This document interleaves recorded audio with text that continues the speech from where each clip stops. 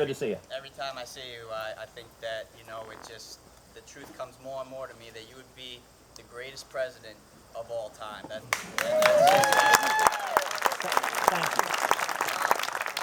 I want you to know, you do have the grassroots. Millions of people are rising up. And you have us. You have our vote. Thank you. Undoubtedly. Thank you. Now, that's grassroots. In terms of the urban community, Yep.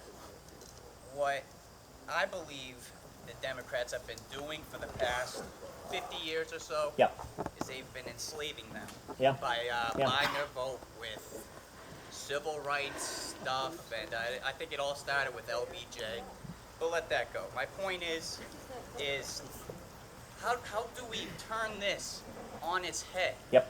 With them thinking, oh, you know, I got to vote Democrat, Republicans, you know, they're trying to bring me down, but really it's just the opposite. Yep. How do we turn this on its head so that we can then,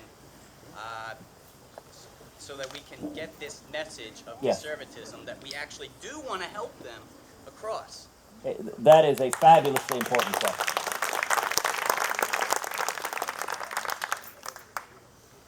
We need to speak the truth. You know, there is a dynamic nationally. Conservatives win when we effectively articulate what it is we believe. Liberals win when they effectively hide and obfuscate what they believe. And the reason is twofold. One, our ideas work and theirs don't. And two, America is and remains a center-right country. So let's take people who are struggling. I'll tell you why I'm a conservative. I've described my political philosophy as opportunity conservatism, which is that every policy we think about, we talk about, should focus like a laser on opportunity, on easing the means of ascent up the economic ladder. I think the single biggest lie in all of politics is the lie that Republicans are the party of the rich.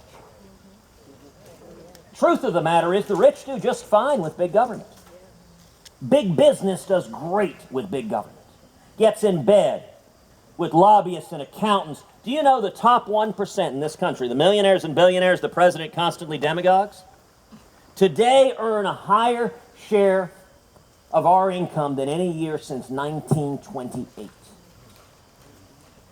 So how do we make this case? Listen, I cannot wait to stand on a debate stage next to Hillary Clinton.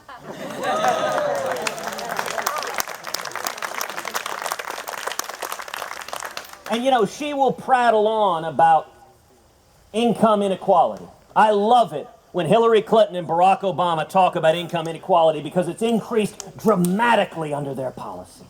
Yep. If you look at the African American community, talk about a community that has been decimated by policies that do not work. We saw the rioting in Baltimore.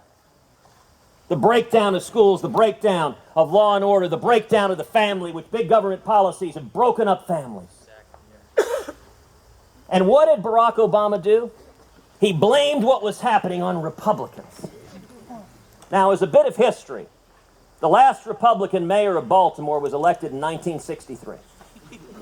I wasn't even a twinkle in my daddy's eye in 1963. And yet, Democrats have had every seat on the city council, every mayor, for over 50 years.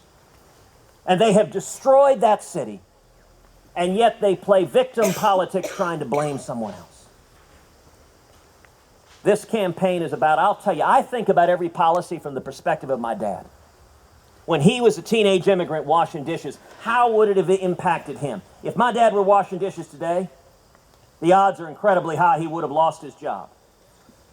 Because of trillions in new taxes and crushing regulations, the people who are laid off are not the CEOs. It's the teenage immigrants washing dishes on that first rung of the economic ladder. If my dad hadn't been laid off, the odds are overwhelming he would have had his hours forcibly reduced to 28, 29 hours a week because Obamacare kicks in at 30 hours a week. You can't feed your family on 28, 29 hours a week.